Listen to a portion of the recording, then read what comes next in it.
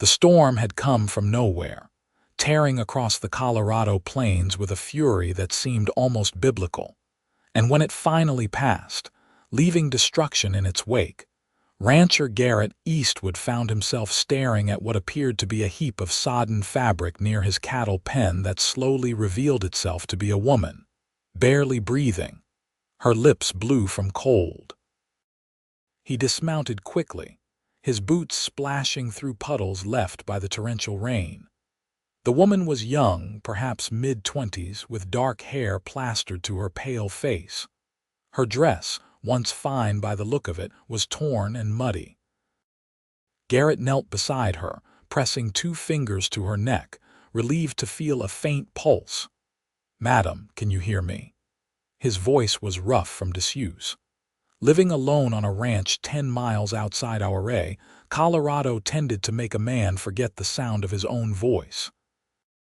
When she didn't respond, he carefully gathered her into his arms, surprised by how light she felt, and carried her toward the house.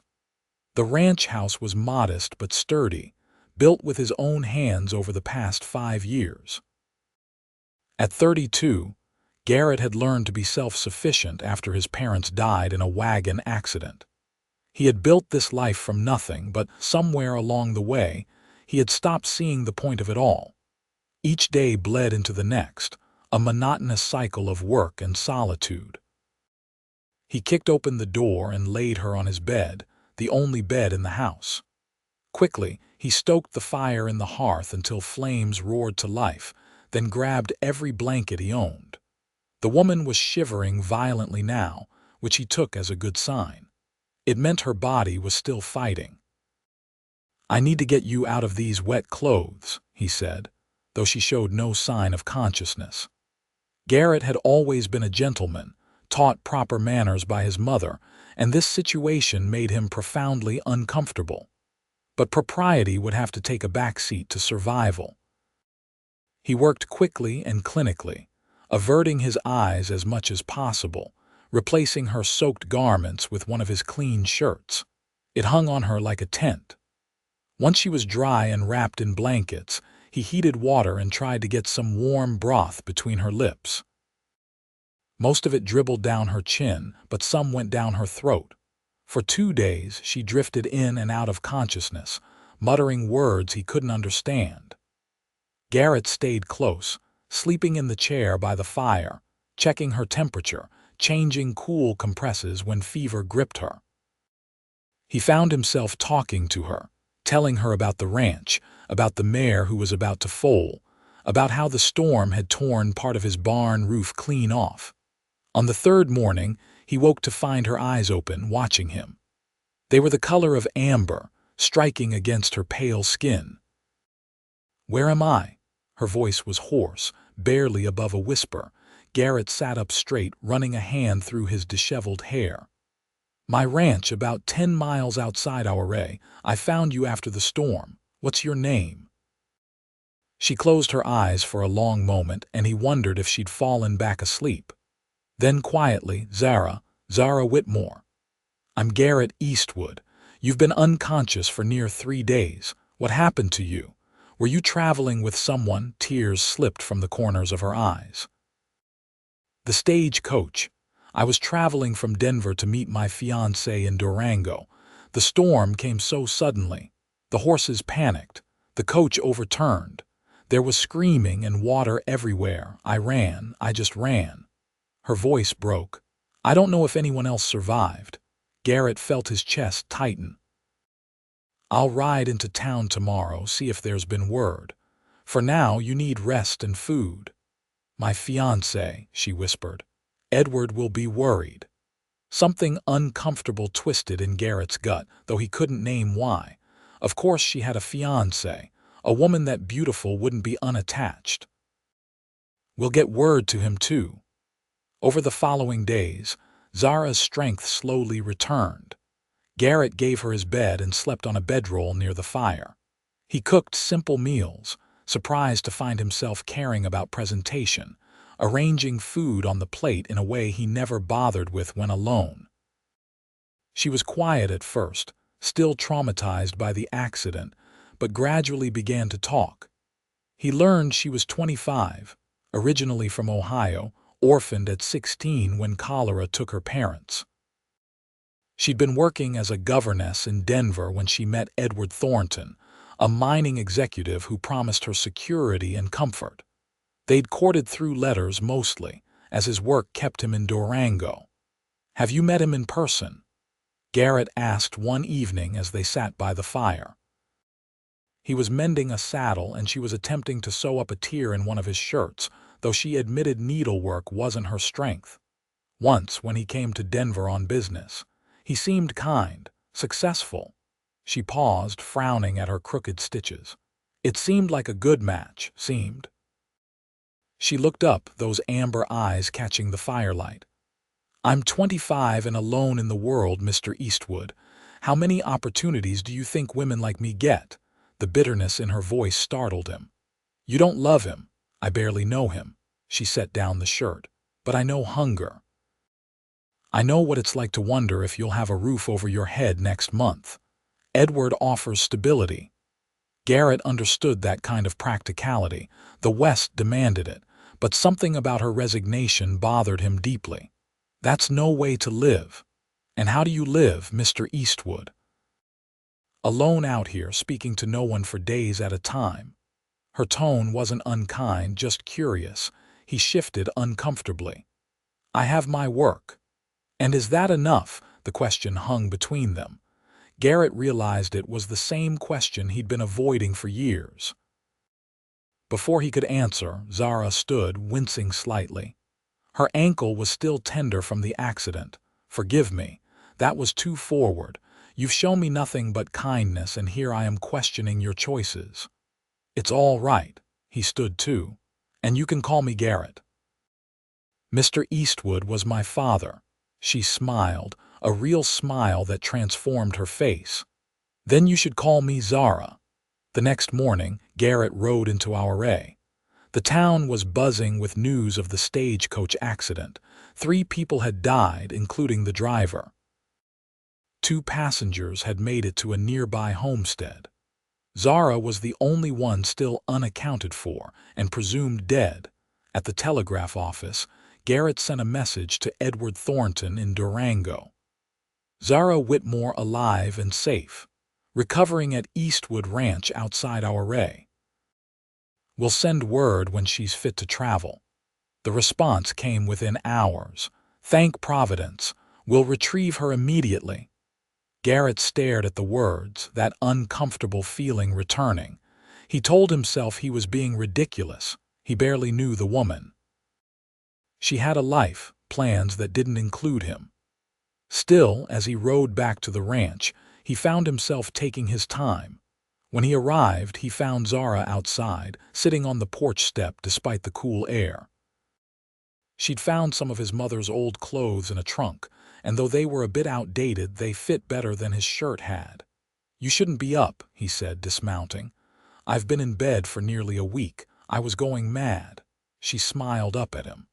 "I made you dinner." "Well, I attempted dinner." "It's probably terrible." Something warm bloomed in his chest. No one had cooked for him in years. "I sent the telegram to your fiancé. He's coming for you." The smile faded from her face. "Oh, good. That's good." Neither of them moved for a moment. Then Zara stood, steadying herself on the porch rail. "I suppose I should be grateful this will all be over soon." "You don't sound grateful." She looked at him, really looked at him, and Garrett felt pinned by her gaze. "I've been happier this past week, recovering from near death in a stranger's home, than I have in months." "What does that say about the life I was heading toward?" Before Garrett could respond, she turned and went inside. He stood there in the fading light, his heart hammering in a way it hadn't in years. Dinner was awkward. The stew Zara had made was actually quite good, but both of them picked at their food. Finally, Garrett cleared his throat. He said he'd come immediately. "Probably be here day after tomorrow, given the distance." "That's soon." Zara set down her spoon. Garrett, what do you think happens when people ignore their hearts for practicality? I think they survive. Sometimes that's enough. Is it though? She leaned forward. You've survived out here alone.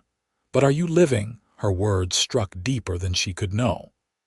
After his parents died, Garrett had thrown himself into building the ranch, into creating something solid and permanent. But somewhere along the way, he'd stopped imagining a future that included anything more. He worked to work, survived to survive.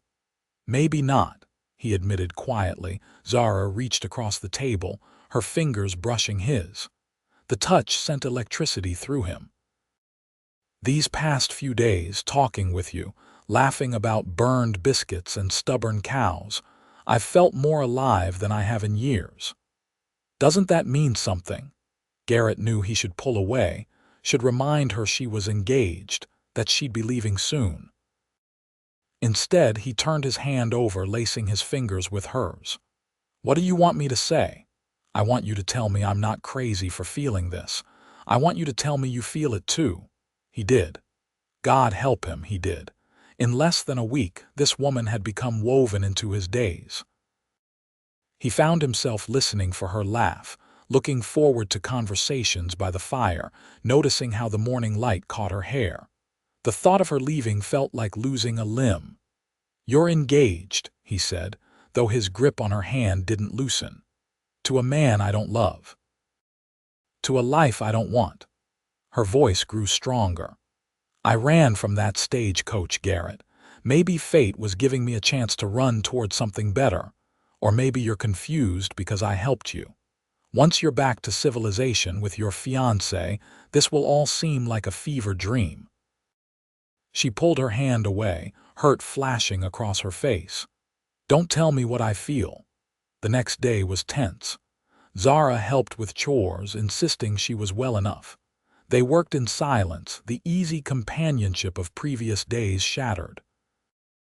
Garrett hated it, hated the wall between them, but what could he do? She was promised to another man. He had no right to his feelings. That evening, as the sun set in brilliant orange and pink, Zara found him in the barn. He was brushing down his horse, methodical strokes that required no thought.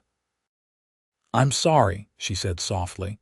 You've shown me nothing but kindness, and I've put you in an impossible position. Garrett didn't stop brushing. You have nothing to apologize for. I do, though. I've been selfish. She moved closer. When I woke up here, I didn't know where I was or who you were, but I felt safe. That feeling hasn't gone away.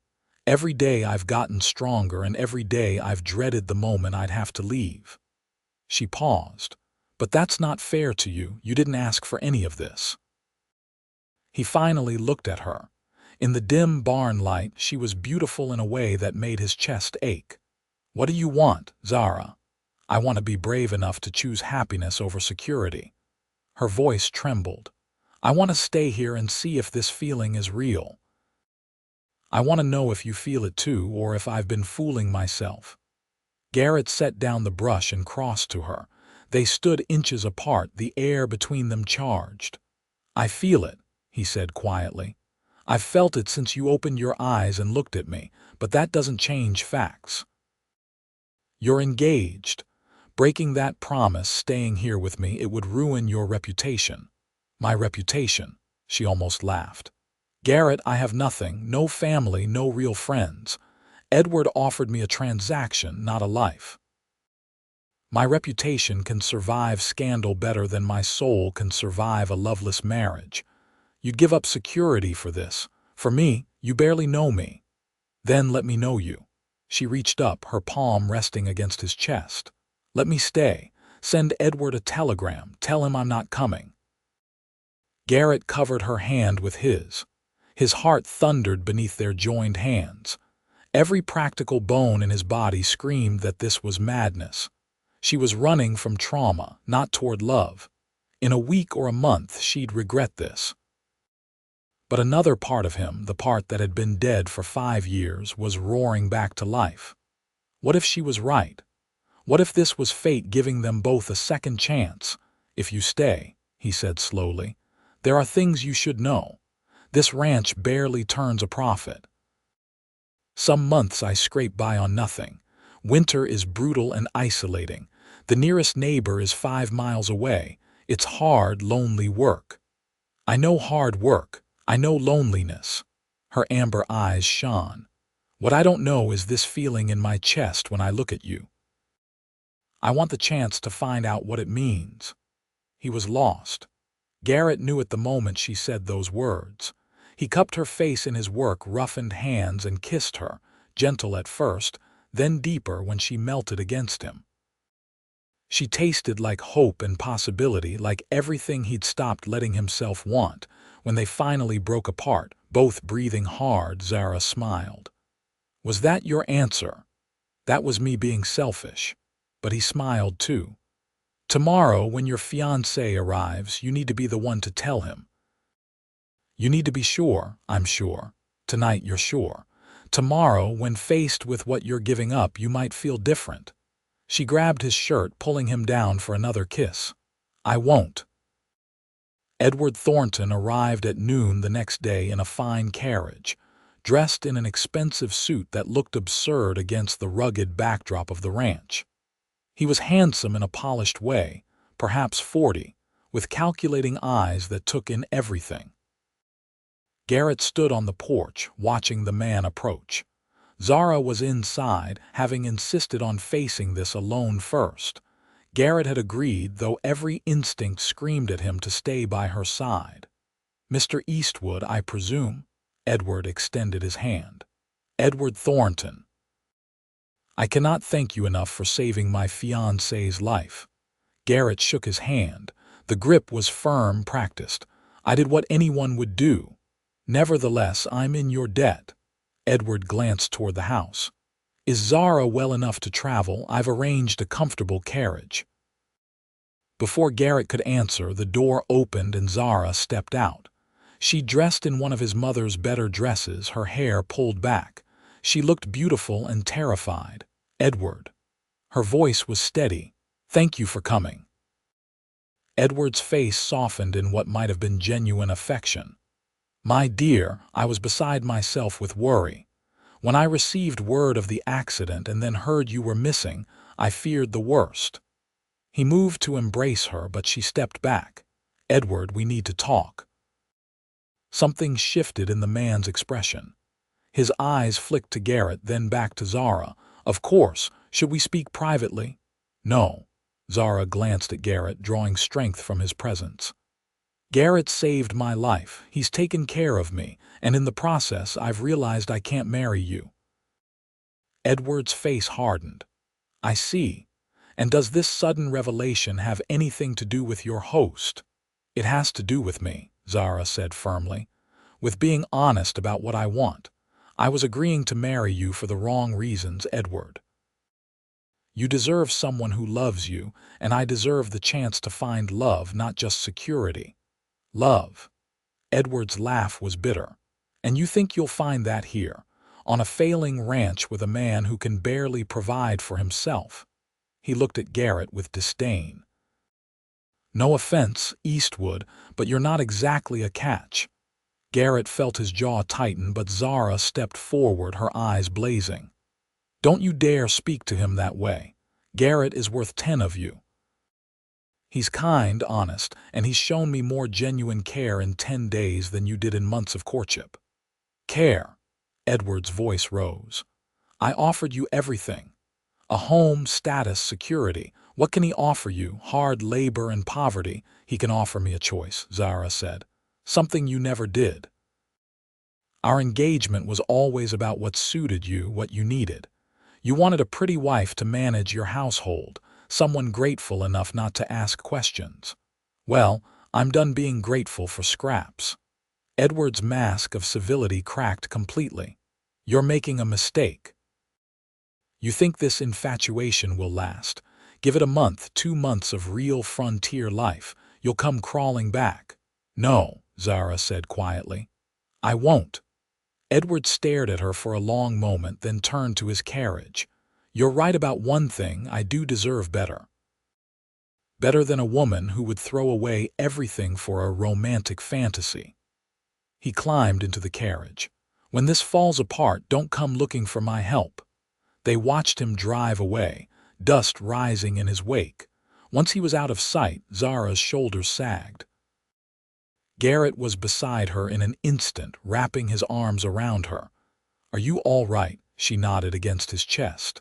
"I am. I really am." She pulled back to look at him. "He wasn't entirely wrong, you know. This is a romantic fantasy. I don't know if it will work." "Neither do I," Garrett admitted. "But I'd like to try, if you're willing." She smiled, genuine and bright. "I'm willing." The following weeks fell into a rhythm that felt both foreign and natural to Garrett. Zara threw herself into learning ranch life with a determination that surprised him. She was terrible at first, burning meals, scattering chickens instead of herding them, once nearly getting kicked by the mare. But she laughed at her mistakes and tried again. Garrett found himself laughing too, something he'd almost forgotten how to do. He taught her to milk the cow, to check fence lines, to tell when a storm was coming by the way the animals acted. She taught him that meals could be savored rather than rushed, that evenings could be spent in conversation instead of exhausted silence. They talked about everything. Zara shared memories of her parents, of the happiness before cholera ravaged her town. She spoke of the years that followed, working for families who treated her as less than human, the constant uncertainty. Garrett told her about his parents, about the joy they'd found in simple things. About finding their overturned wagon, knowing instantly they were gone. About the years of silence that followed, working himself to exhaustion so he wouldn't have to feel. "You've been punishing yourself," Zara said one night as they sat on the porch, watching stars pepper the sky. "You think if you work hard enough, alone enough, it will hurt less." "Maybe." He pulled her closer. She fit perfectly against his side. "Does it ever stop hurting, losing people you love?" "No," she said honestly. "But I think we're supposed to love anyway. The pain means they mattered. Means we're alive." He kissed the top of her head, breathing in the scent of her hair. "I love you," he said, the words surprising him. He'd never said them to anyone beyond his parents. She turned to look at him, eyes wide. "You love me?" "Yes." Now that he'd said it, the words came easier. "I love you, Zara. I love your stubbornness and your terrible cooking and the way you talk to the chickens like they understand you. I love that you chose this life, chose me when you could have had comfort." Tears spilled down her cheeks. "I love you too. I think I started falling the moment I woke up and saw you sleeping in that chair, refusing to leave me alone." They kissed under the stars, and for the first time in years, Garrett felt complete. But life on a Colorado ranch wasn't all starlit romance. As autumn deepened toward winter, the reality of their situation became clear. Money was tight. The storm had damaged more than Garrett initially realized. Repairs drained his meager savings. The cattle prices were down, and one of his best bulls had gone lame. Zara noticed his worry, saw him poring over accounts late at night. "How bad is it?" He looked up from the ledger, considering lying, then decided she deserved the truth. "Bad. If I can't turn a profit by spring, I might lose the ranch. What can we do?" He almost smiled.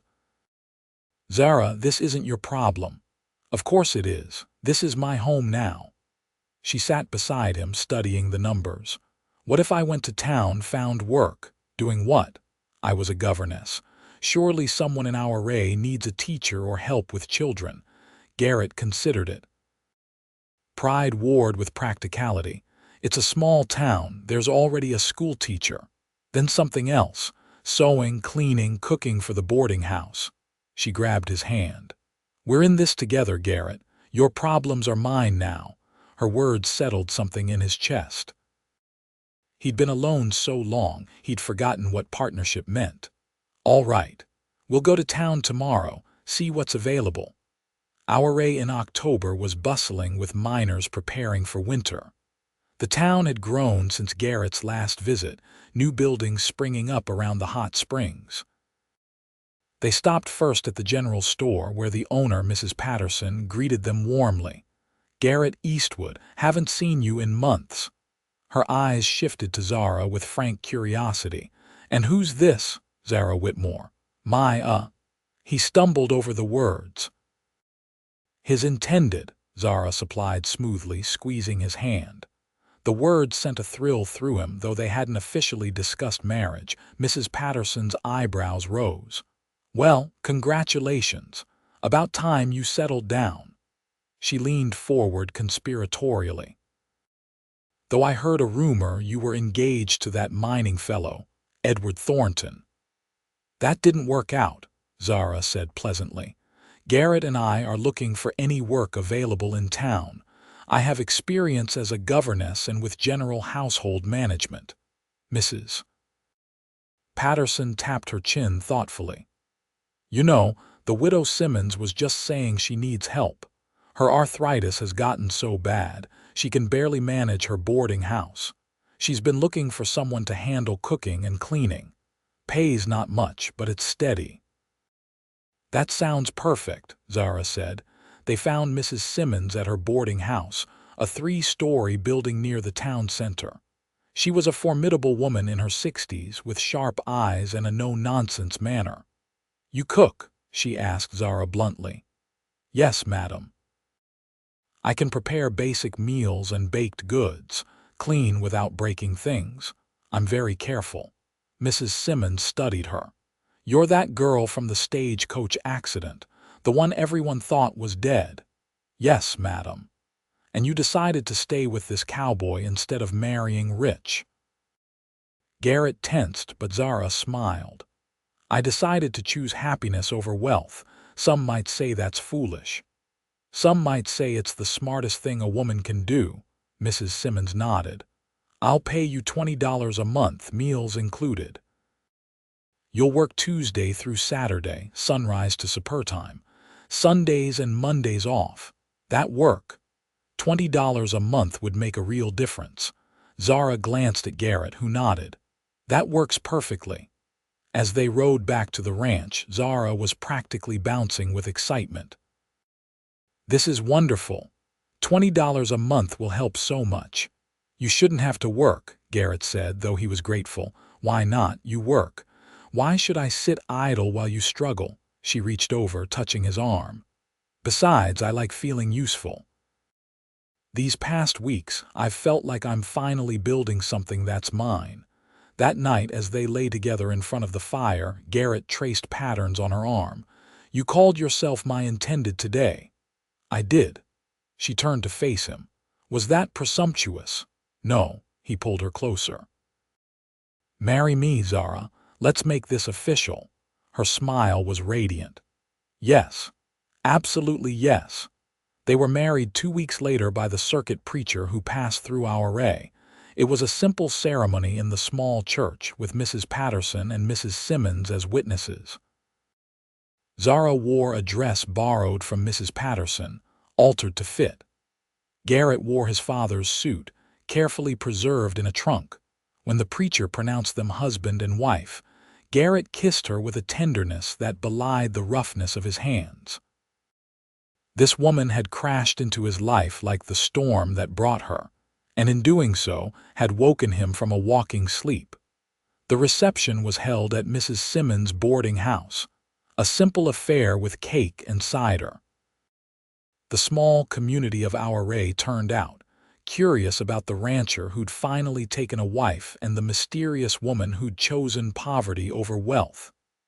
"You're the talk of the town," Mrs. Patterson told Zara, handing her a slice of cake. "Edward Thornton's been spreading stories about how you used your accident to ensnare poor Garrett." Zara laughed. "Let him talk. I know the truth." "We all do, dear." Mrs. Patterson patted her hand. "Anyone can see you two are genuinely in love. That's rare these days." As winter settled over the Colorado mountains, Garrett and Zara settled into married life. She worked at the boarding house 4 days a week, and the income kept them afloat. On her days off, she worked alongside Garrett, learning more about ranch management. The work was hard, but they faced it together. When a blizzard trapped them inside for 3 days, they stayed in bed, talking and making love and planning their future. When the mare finally foaled, Zara was there in the barn at midnight, helping Garrett deliver a healthy colt. "I've never seen anything so beautiful," she whispered, watching the colt struggle to its feet. "Neither have I," Garrett said, but he was looking at her. They had their struggles. Money remained tight, and there were nights Garrett lay awake worrying about making ends meet. Zara had nightmares about the stagecoach accident, waking in a panic until Garrett soothed her back to sleep. The isolation was harder than she'd admitted, especially during the long winter when they sometimes didn't see another soul for weeks. But through it all, they had each other. And that, Garrett discovered, made all the difference. Spring came with a rush of snowmelt and new growth. The ranch came alive with possibility. Garrett's careful management through the winter meant all his cattle had survived, and the bull's lameness had healed. When it came time to drive the cattle to market, he was cautiously optimistic. "Come with me," he told Zara the night before he was set to leave. "To market. That's a 3-day trip. I know, but I don't want to be away from you that long." He pulled her close. "Besides, you should see how this part of the business works." So Zara rode with him to the stockyards in Montrose, learning about cattle prices and negotiation. She watched with pride as Garrett held firm on his prices, refusing to be lowballed by shrewd buyers. In the end, he got a fair deal, better than he'd expected. "That's because you had her with you," one old rancher told him, nodding toward Zara. "A man with a good woman beside him can accomplish anything." The money from the cattle sale gave them breathing room. Garrett could finally make proper repairs to the barn, replace equipment, even set a little aside for emergencies. For the first time in years, he wasn't just surviving but building toward something. "I want to expand the herd," he told Zara one evening as they planned. "Not too much, but enough to make this ranch truly profitable." "What do you need?" "A few good breeding cows, another bull eventually, proper fencing for better grazing rotation." He paused. "It would mean tightening our belts for a while longer." "Then that's what we'll do." She spread the accounts before them. "I've been thinking. Mrs. Simmons mentioned she wants to expand the boarding house menu. If I could provide eggs and butter, maybe some vegetables from a garden, she'd pay extra." Garrett looked at his wife with amazement. She'd taken to ranch life with a fierceness he'd never expected. "You want to start a garden? Why not? We have the land. I could sell the extra produce in town too." Her eyes sparkled with excitement. "We could build something real here, Garrett, not just surviving but thriving." He kissed her, overwhelmed by love. "When did you get so wise?" "I've always been wise. You just gave me a reason to use it." They worked like demons that spring and summer. Garrett expanded the herd carefully, selecting quality stock. Zara planted a garden that flourished in the Colorado sun, producing more vegetables than they could eat. She sold the surplus in town, along with eggs and butter, building a small but steady income. The ranch transformed. What had been a solitary man's survival operation became a true homestead. Zara's touch was everywhere, from the curtains in the windows to the flower boxes on the porch. She made the house a home in ways Garrett hadn't known were possible. In August, as they celebrated their first anniversary, Zara had news. "I'm pregnant."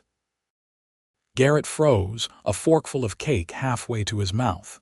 "You're certain?" Mrs. Patterson confirmed it.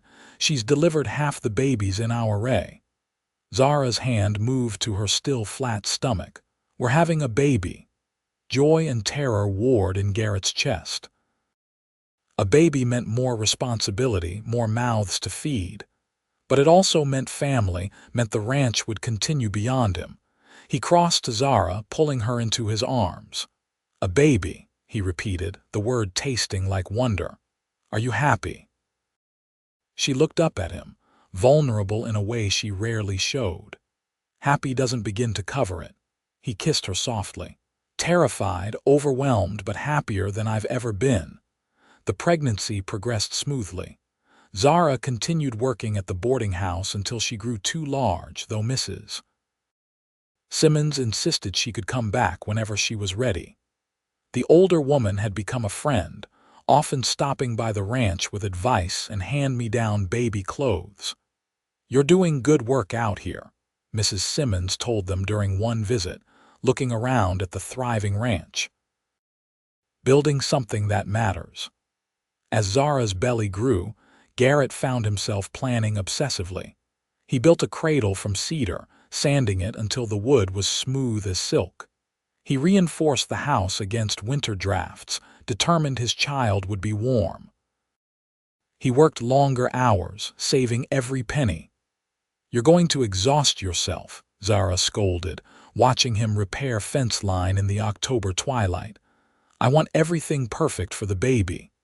She waddled over to him, resting her hand on his arm. "The baby doesn't need perfect.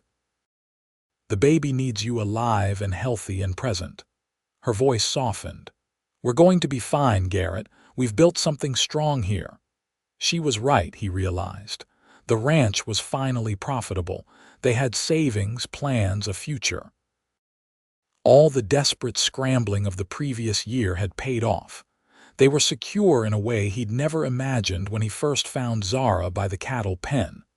"I love you," he said, pulling her close as much as her belly allowed. "I love you too. Now come inside. Dinner's ready, and I made your favorite." Their son was born in March during a late snowstorm, arriving 2 weeks early. The midwife barely made it to the ranch in time. Garrett held Zara's hand through the labor, awed by her strength. When the baby finally emerged, crying lustily, Garrett felt tears stream down his face. "A boy," the midwife announced, placing the squirming bundle on Zara's chest. "Healthy and strong." Garrett looked at his wife and son, at this family he'd never expected to have, and felt purpose settle into his bones. This was why he'd built the ranch, why he'd struggled and survived. Not for himself, but for this moment, this future. "What should we name him?" Zara asked, exhausted but glowing. Garrett thought of his father, of the man who'd taught him everything about ranching and honor. "What about Graham, after my father? Graham Eastwood." Zara smiled. "It's perfect." The months that followed were exhausting and wonderful. Baby Graham was colicky and demanding, keeping them up most nights. But watching Zara with their son, seeing the tenderness in her eyes as she nursed him, Garrett fell in love with her all over again. He'd taken over more of the ranch work, insisting Zara focus on the baby. But she was restless, eager to contribute. When Graham was 4 months old, she started bringing him to town in a sling, working a few hours at the boarding house while Mrs. Simmons doted on the baby. "You don't have to do this," Garrett told her. "I want to. I need to feel like myself, not just a mother." She looked at him seriously. "I love Graham more than life, but I'm still me. I still need purpose beyond the house." Garrett understood. Hadn't Zara given him purpose when he'd lost sight of his own? "Then we'll make it work, together." They did make it work, finding a rhythm that honored both their needs. Garrett handled the ranch and Graham when Zara worked. Zara managed their growing business interests, her sharp mind finding ways to increase profit he'd never considered. She started selling baked goods in town, using recipes from her mother. The pies became so popular that she could barely keep up with demand. When Graham was a year old, they bought more land, expanding the ranch. What had been bare survival 5 years ago was now a thriving operation. They had a healthy herd, regular income from multiple sources, and a house filled with laughter. We should hire help, Zara suggested one evening. They were reviewing accounts, Graham asleep in his cradle nearby. The ranch is getting too big for you to manage alone, especially during calving season. Garrett considered it. Hiring hands meant trusting others, letting people into his carefully controlled world. But she was right. I'll ask around in town. They hired 2 ranch hands, brothers named Tom and Will, who'd recently arrived from Texas. Good workers, reliable and honest. With their help, Garrett could expand operations even further, could take time to actually enjoy the life he'd built. On their 3rd anniversary, Garrett took Zara to the spot where he'd found her after the storm. The cattle pen had been rebuilt, the whole ranch transformed, but the spot remained the same. 3 years ago I found you here, he said, holding her hand while Graham toddled nearby chasing a butterfly. I thought I was just helping a stranger. I had no idea you'd save me right back. Zara leaned against him. I was so lost then. Running toward a life I didn't want because I couldn't imagine anything better. And now I can't imagine anything better than this. She gestured at the ranch, at their son, at the life they'd created. You gave me shelter, Garrett, but more than that, you gave me a home. You gave me choice. You gave me purpose, he said quietly. I was just going through motions before you, working to work, surviving to survive. You reminded me what I was living for. They stood together as the sun set over the Colorado mountains, painting the sky in brilliant oranges and purples. Graham ran to them, demanding to be picked up. Garrett scooped up his son, holding him close. Tell me about the storm, Graham demanded.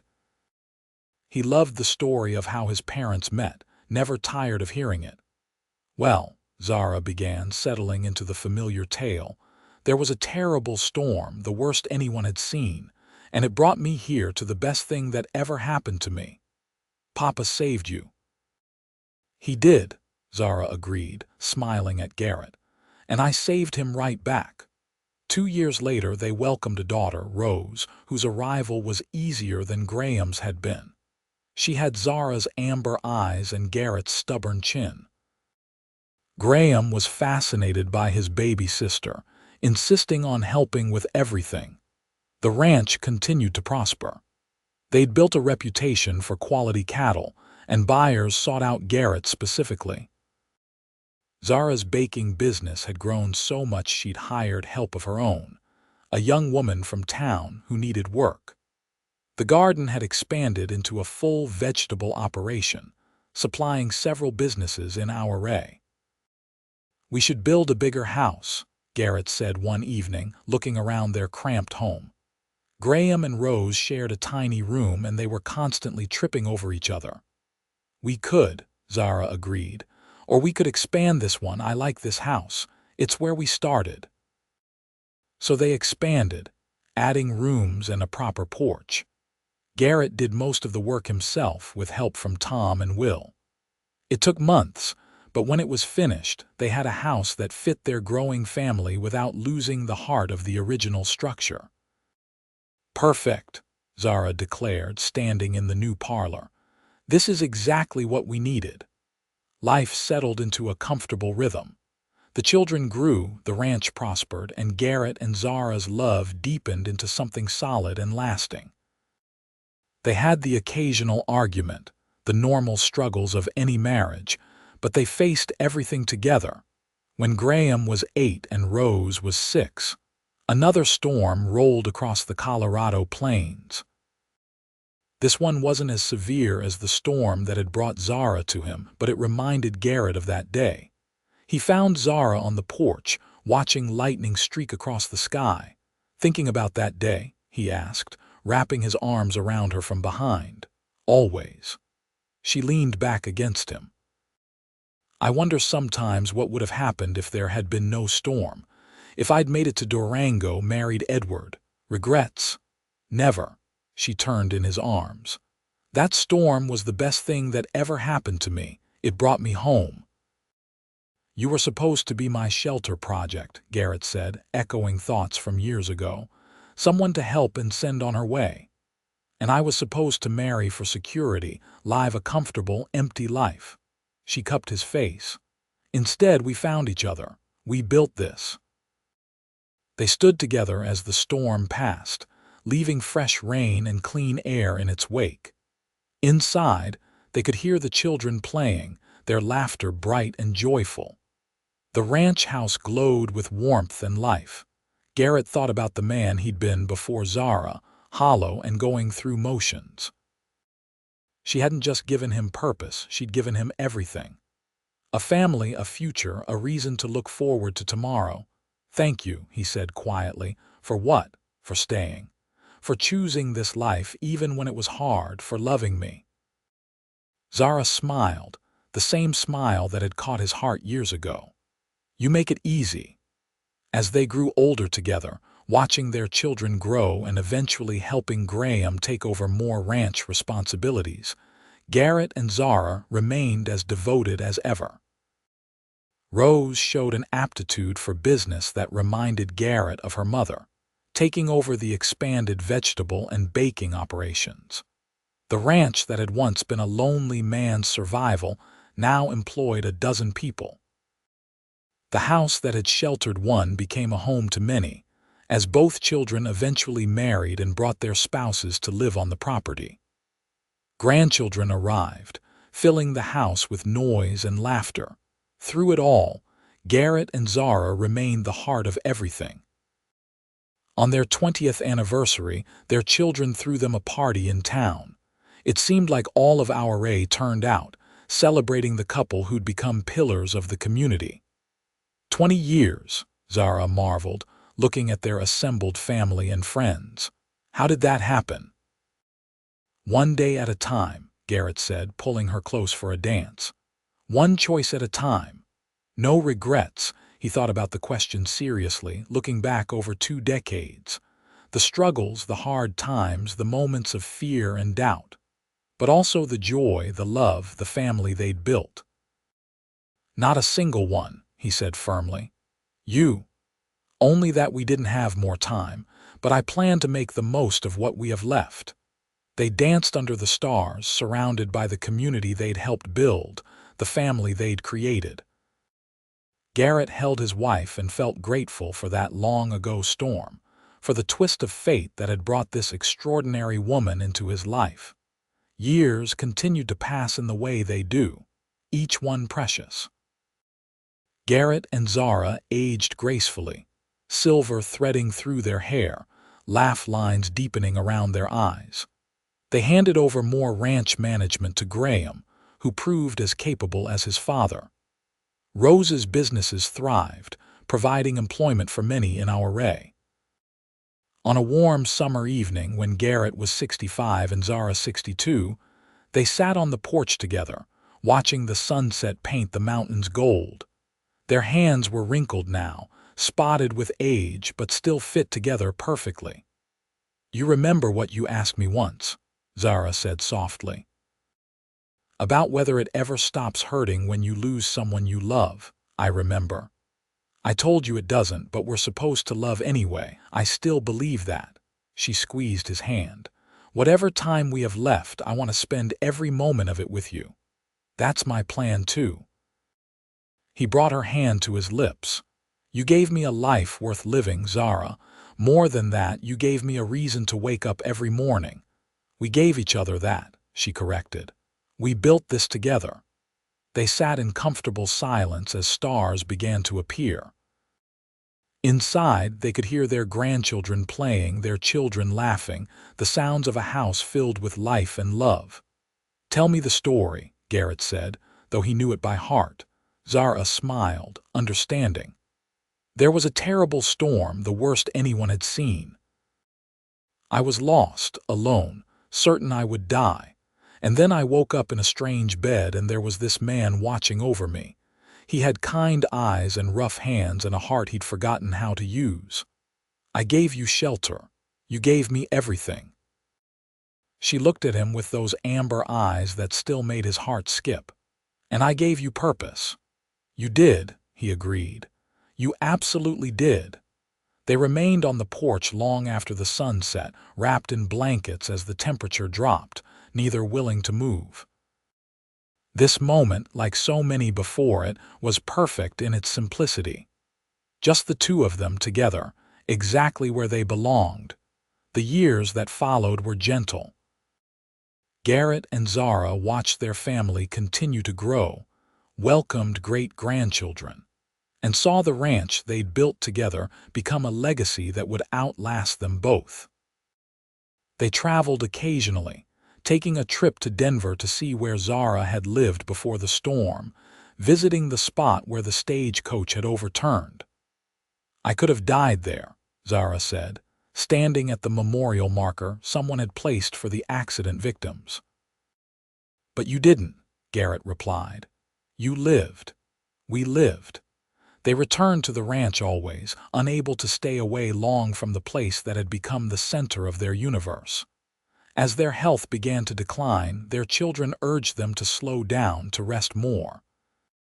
I've been resting my whole life before I met your mother, Garrett told Graham. I'm not about to start wasting time now. But eventually, time caught up with them as it does with everyone. Garrett's joints grew stiff, making ranch work difficult. Zara's energy flagged, though her mind remained sharp. They spent more time on the porch, less time working, but always together. On a crisp autumn morning, 35 years after that fateful storm, Garrett woke to find Zara already up, sitting on the porch with a blanket wrapped around her shoulders. The sunrise was spectacular, painting the world in shades of gold and rose. He joined her, moving slowly but steadily. Couldn't sleep, didn't want to miss this, she gestured at the sunrise. Everyone is precious. They sat together, watching the sun climb over the mountains they'd called home for decades. The ranch spread out before them, prosperous and beautiful. Smoke rose from the houses Graham and Rose had built nearby. Cattle grazed in distant fields. Everything they'd worked for, everything they'd built was here. I want you to know something, Zara said quietly. That day I woke up in your bed, I was terrified. Of you, of the situation, of everything. But you were so gentle, so kind. You made me feel safe when I had no reason to feel safe. You were a stranger who needed help. I was a woman alone with a man she didn't know. You could have been anyone, could have done anything, but you were you. She turned to look at him. You were exactly who I needed. And you were who I needed, Garrett replied. I just didn't know it yet. 35 years, Zara marveled. We built a good life, didn't we? The best life. Garrett pulled her close. I wouldn't change a single moment. They sat until the children began to stir, until the ranch came alive with the sounds of a new day. But for those quiet moments, it was just the two of them, the way it had been in the beginning. More seasons passed. They celebrated their 36th anniversary, then their 37th. Garrett's health began to fail more noticeably. A fall in the barn left him weakened, though he refused to admit it. Zara stayed by his side, reading to him, talking with him, holding his hand. You've been taking care of me since the day we met, she told him. Let me take care of you now. I don't want to be a burden. You could never be a burden, she kissed his forehead. We promised each other, remember, for better or worse. This is just a worse patch, we'll get through it. But they both knew his time was limited. The doctor had been clear.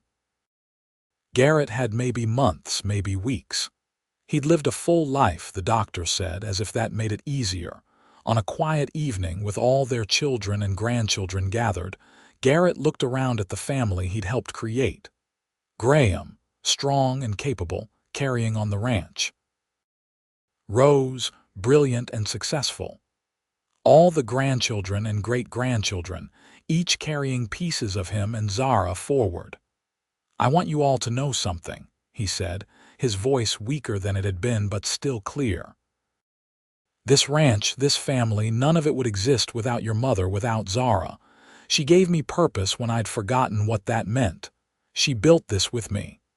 We built it together, Zara corrected, holding his hand. Together, he agreed. That's the secret. Finding someone to build with, to face life with. Someone who makes the hard times bearable and the good times better. He looked at each of his descendants in turn. Promise me you'll remember that. Promise me this family will continue to support each other, love each other the way Zara taught me to love. They promised, tears flowing freely. Even Graham, stoic like his father, couldn't hold back emotion. That night, alone again with Zara, Garrett felt peace. I'm not afraid, he told her. Neither am I. She lay beside him, their bodies fitting together the way they had for decades. We had our time, we made it count. No regrets, not a single one. She kissed him softly. I love you, Garrett Eastwood. From that first moment I woke and saw you watching over me. I think I loved you, even when I didn't know it yet. I love you too. He held her as close as his weakened body allowed. Thank you for choosing this life, for choosing me. Best choice I ever made. They fell asleep together and Garrett slipped away peacefully in the night, held in the arms of the woman who'd given him everything. The grief nearly destroyed Zara. For weeks, she could barely function. But slowly, surrounded by family, she found her way back to living. Not the same as before, but living nonetheless. She took over telling the family stories, making sure the grandchildren and great-grandchildren knew their history. She told them about the storm, about waking in a stranger's bed, about choosing love over security. She told them about building the ranch, about hard times and good times, about a love that had lasted a lifetime. Your grandfather was a good man, she told them. He saved my life and I saved his. That's what love is, saving each other over and over again. Zara lived another 5 years, remaining sharp and engaged until the end. She saw Rose's youngest daughter married, held her first great-great-grandchild. The ranch continued to prosper under Graham's management, growing into one of the most successful operations in the region. On her final day, she asked to be taken to the spot where Garrett had found her after the storm. It took 4 people to get her there safely, her body frail with age, but she insisted. This is where it all began, she told Graham and Rose, both now gray themselves. This is where I found home. She closed her eyes, remembering the fear and cold of that day, waking to find Garrett's kind face. Every moment that followed, building toward the life they'd created together. I'm ready, she said softly. That night, Zara passed away peacefully in the bed she'd shared with Garrett for 37 years. The family mourned, but they also celebrated a life well lived, a love well earned. They buried her beside Garrett on a hill overlooking the ranch. The whole community of our Ray turned out, testament to the impact she'd made. At the service, Graham spoke about his parents' love story, about 2 people who'd found each other against all odds and built something that would last generations. They taught us that love isn't just a feeling, he said. It's a choice you make every day, a choice to show up, to work together, to build something bigger than yourself. Rose added her own thoughts. Mom used to say the storm brought her here, but it was her choice to stay. She chose Dad, chose the ranch, chose this life. And in doing so, she gave all of us a foundation built on love. Years passed, and the ranch continued to thrive under the stewardship of Garrett and Zara's descendants. The story of how they met became legend in our Ray, told and retold. The rancher who found a woman stranded after a storm, who gave her shelter. And she, in turn, gave him purpose, love, and a legacy that would endure. The house they'd expanded together stood strong, filled with new generations. The land they'd worked continued to produce. And on quiet evenings, when the sun set over the Colorado mountains in brilliant displays of color, those who knew the story swore they could feel Garrett and Zara's presence, still watching over the ranch they'd built together. Their love story became a touchstone for the family, a reminder of what was possible when two people found each other and chose to build together. Graham told his children, who told their children, ensuring the story lived on. And the ranch, that testament to love and hard work and choosing happiness over security, continued to stand as proof that sometimes the worst storms bring the greatest blessings. That sometimes being lost is how you find your way home. That shelter can become love, and love can become purpose, and purpose can become a legacy that outlasts any single lifetime. In the end, Garrett and Zara's story wasn't just about survival or romance. It was about two broken people who found each other and became whole. About building something meaningful in a harsh land. About choosing love every single day, even when it was hard, especially when it was hard. Their graves on the hill overlooked everything they'd created together. The ranch spread out below, prosperous and beautiful. Mountains rose in the distance, the same mountains that had witnessed their first meeting, their struggles, their triumphs. And if you stood there quietly, especially at sunrise or sunset, you could almost hear their voices on the wind, still telling their story to anyone who would listen. A story of a rancher who found a woman stranded after a storm, who gave her shelter when she had nothing, and she, with her fierce heart and determined spirit, gave him purpose. Together they built a life, a family, a legacy. Together they proved that love, real love, can transform everything. And that legacy lived on, generation after generation, in the children and grandchildren who carried their blood and their values forward. In the ranch that continued to thrive.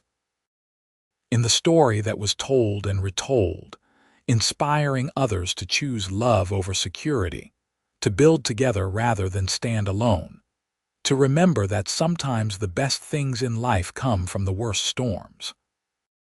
The Eastwood Ranch stood as a monument to what was possible when two people chose each other, chose to work together, chose to build something lasting.